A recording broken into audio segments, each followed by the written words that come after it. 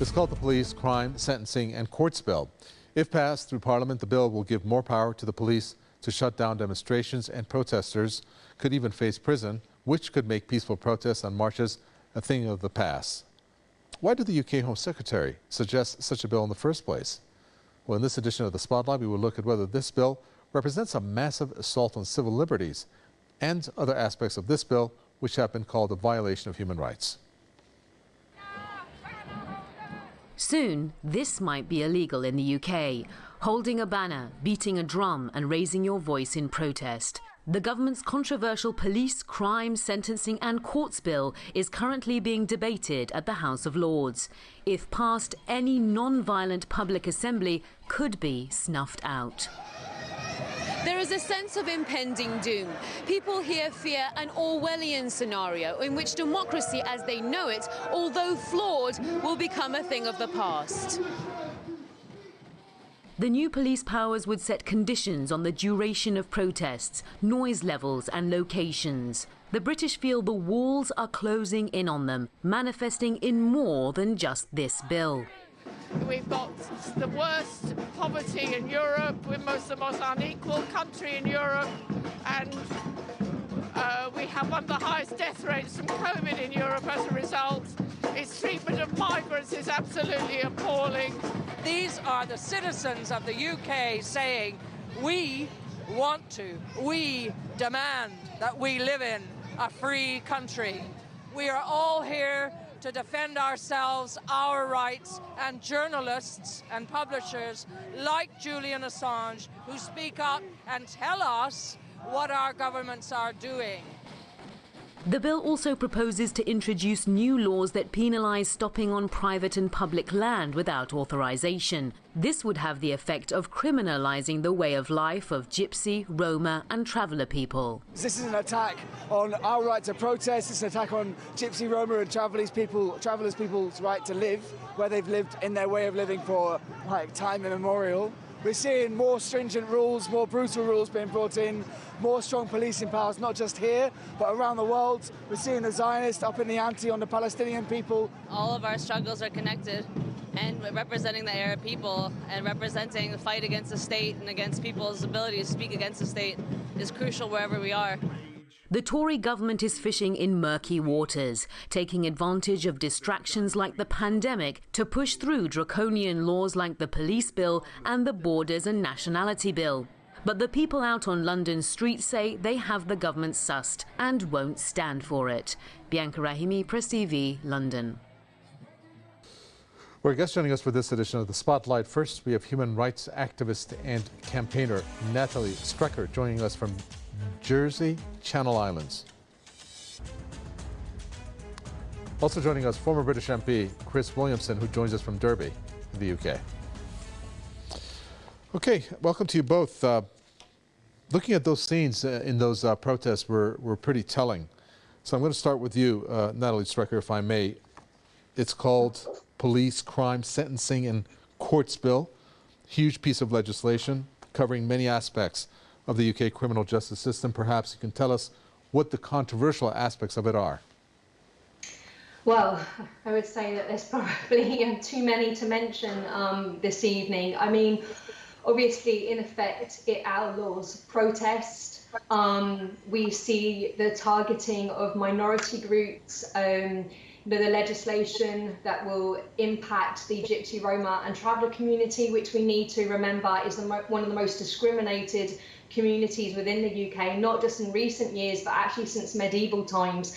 And I think when we talk about the Gypsy, Roma and traveller community, it's important to remember them in the context more widely of Europe and how alongside the Jews, they were the only other people that were identified as a group for extermination. And I think it's really important to remind people of that as we think about how this bill will impact them. But there's lots of other things. As per usual, we see very ambiguous language used about the outlawing of people attaching themselves to things and to people. But what does attach mean? Does it mean just when you observe people locking themselves in, as you quite often see at arms factories and arms fairs, or does it also possibly mean people linking arms?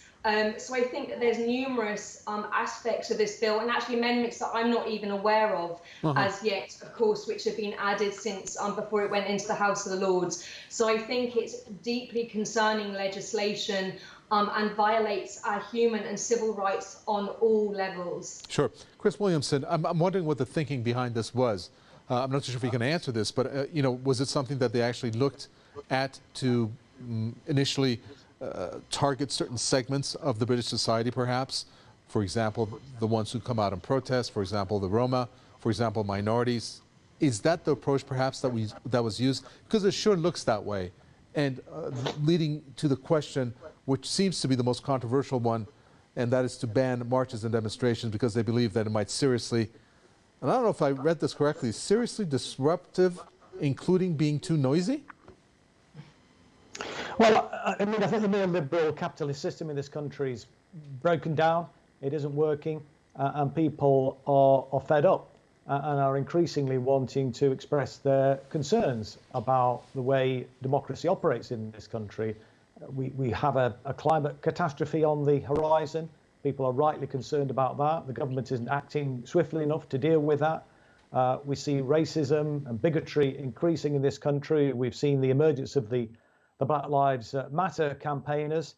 And obviously this has sent a shiver down the spine, it seems to me, of the establishment, because people are flexing their muscles. They are using the democratic right to demonstrate and to put pressure on the government. And it seems to me that this is an attempt to squash protest and to prevent these sort of inconvenient truths being highlighted on the streets. And this is a very dangerous and slippery slope, it seems to me, when we're talking about potentially jailing people for up to a year because they're protesting and police don't like the noise or the route that they wish to take on a march, for example. And I think the other proposition to potentially jail people for 10 years for defacing or damaging memorials. But we saw this last year or the year before, I think it was, where a slave trader who had been venerated in Bristol had his statue torn down and thrown into the river. And obviously people are rightly upset and concerned about the way in which Britain's imperialist past is actually promoted and exalted. And it seems to me people have an absolute right to challenge that. And the government are seeking to prevent this and to clamp down in the most repressive way possible. I mean, this is reminiscent of a Tin Pot dictatorship, not the country which is supposed to pride itself on democracy. Sure, but Priti Patel seems to think that this is okay, and I'm wondering what you would tell her, Natalie Strecker, when she says, yes, peaceful protest remains a cornerstone of democracy, but argues that there has been a significant change in protest tactics. So she's coming in on protest tactics through that angle, in which she says protesters are exploiting gaps in the law. I mean, obviously there's lots of things I would say to Priti Patel, but probably most of them are not appropriate at this moment whilst being interviewed. I mean, I guess what I would say is if we just need to look at our history, if I speak as a female, how was it we gained our rights just to be able to vote and to be seen as equals within society? Was only possible through the tactics that are being used currently today. The women had to take themselves on the streets, take direct action to be noisy. There isn't, the problem is if we look at the other tactics, quite often you'll have people sit down and sign petitions, but we know that no change really comes without people being noisy, and that's one of our rights. And I've spoken about women's suffrage, but also the civil rights movement, the movement to end the slave trade. I think that Priti Patel needs, quite often they'll talk about in November near Remembrance Day, the importance of the sacrifices our soldiers, our grandparents made in order to gain our freedoms. They talk about this a lot, and yet at this very moment, they're looking at removing those freedoms that were fought for. So are they really honouring the sacrifices they make when they're looking at bringing such draconian laws? And listening to what Chris said about a tin pot dictatorship, I would say Priti Patel is a tin pot dictator, and I think it's not just authoritarian. It's actually fascist that we see ourselves slipping into the UK. It's really good. I would encourage people to look up the warning signs of fascism, which is in a Holocaust museum, and it highlights the different steps. And we have ticked pretty much all of those steps now. So it is really frightening times. Just as ordinary human beings who want to take a stance for things that are important to us. And what I would add is that this isn't even a left-right issue. It comes down to whether we believe in basic freedom of speech, whether we believe in the protection of our civil liberties and individual liberties. Indeed. That's a point that has been made. We're going to talk about that in a broader respect when it comes to the UK, but I can't help but also look at this, Chris Williamson, in terms of some of the not only most colorful protests, but some of the most vociferous and large-scale protests that have taken place in the UK over the years, which has to deal with the issue of Palestine. And I'm wondering, given the close relationship that this government, especially Priti Patel, has with Israel, do you think that this could be one of the driving forces that maybe led as an incentive to come up with the laws and provisions behind this? Well, I'm sure that was featured in their thinking. I don't think that was the only factor, but I'm sure that certainly was one of them. You're absolutely right. And it's not just Priti Patel, of course, that's very close to the Israeli apartheid regime. The vast majority of parliamentarians are supporters of the apartheid state of Israel.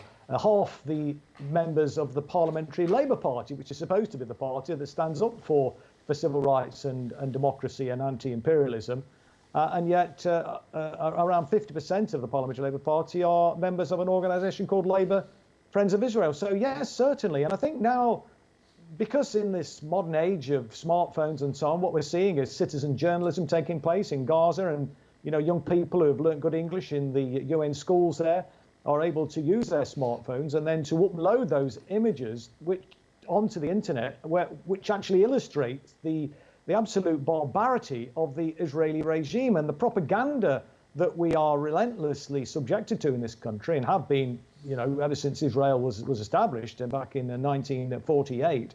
And much of the atrocities that they perpetrated were unknown to the British people. Well, that's no longer the case. And the bombardment that we saw against Gaza in the spring of last year saw people coming onto the streets in this country in unprecedented numbers, and not just in the capital either. Up and down the country, small towns and large cities in the provinces saw people coming onto the street. In my own city of Derby, which is a modest-sized city, it saw the biggest demonstration in Derby's history in support of the Palestinian people. Now, of course, this is something which the government, it seems to me, are not prepared to tolerate.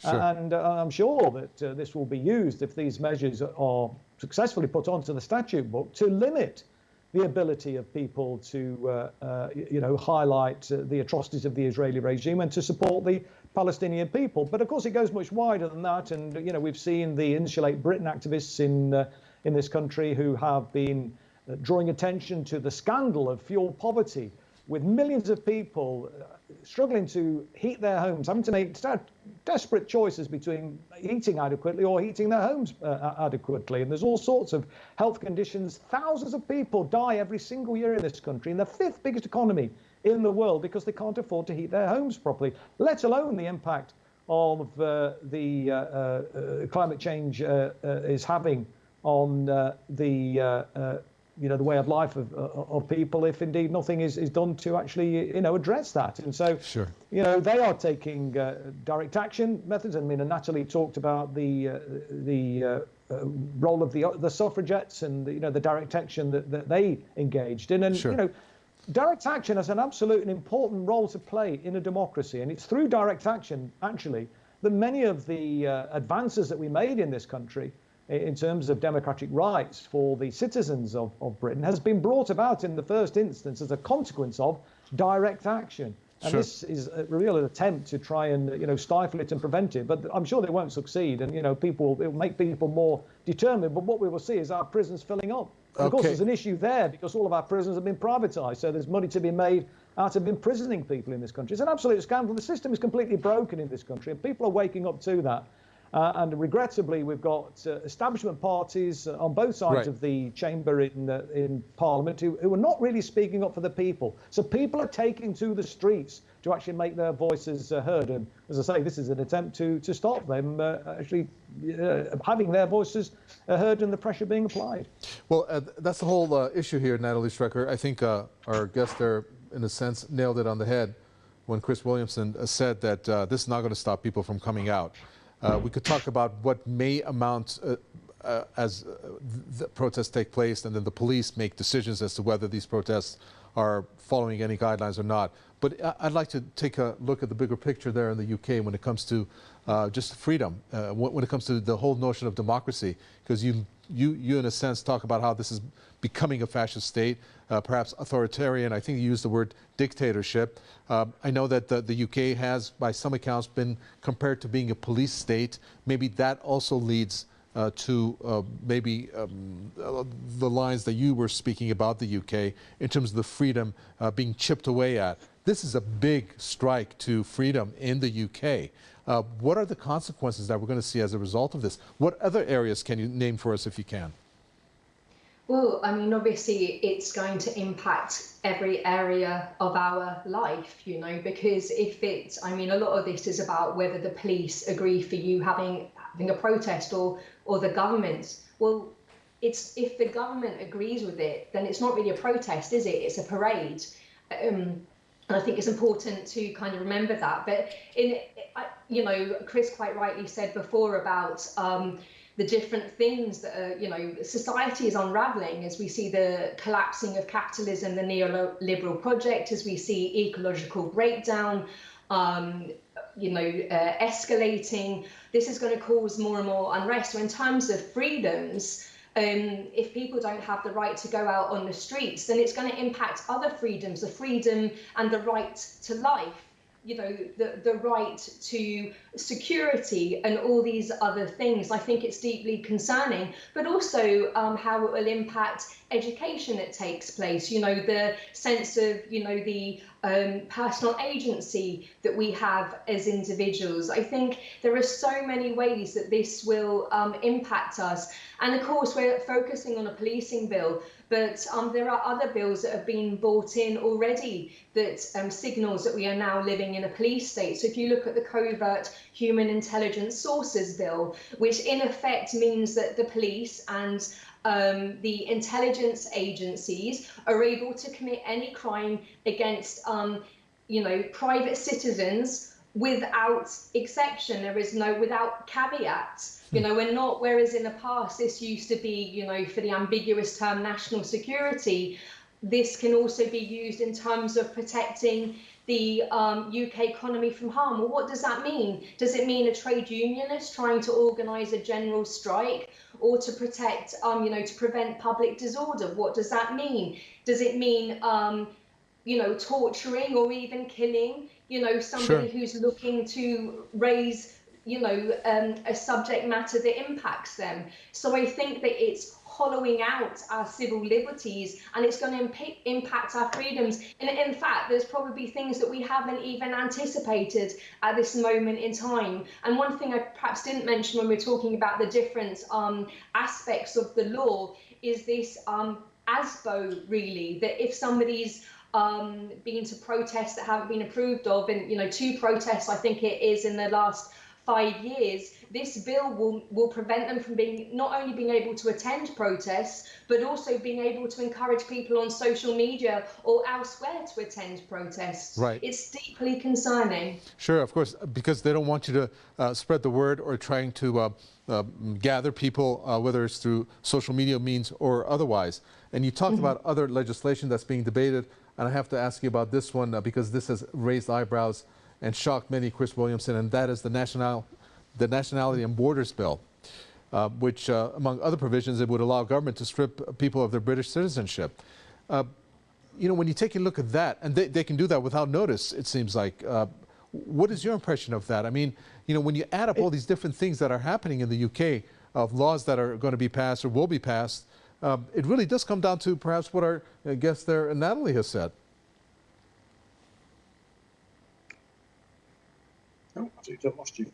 Yes, that's for you. Do you have us, Chris Williamson? Yeah, sorry, I'd lost you there for a second. No problem. I can hear you now. Yeah, it's about this National Alien Borders Bill, which again, stripping citizenship without notice of people there in the UK, the British citizenship. You know, again, another law that's very controversial. Very controversial, and you'd think, given the scandal of the what happened to the Windrush generation, where we saw children who'd lived here all their lives virtually, but didn't have papers and weren't able to necessarily prove that they got British citizenship, were being deported back to the Caribbean. Absolutely outrageous, and this caused huge controversy when it eventually came to light a year or a few years ago now. And yet here we are with this new legislation which is being put through, which is kind of a repetition and actually even worse than potentially what happened to the Windrush generation. And people are right to be fearful about the implication of this. But, you know, as well, I mean, and, you know, Natalie mentioned it, and I can't help but to refer back to the point about the Covert Human Intelligence Sources Bill, and because that actually, and there was an attempt by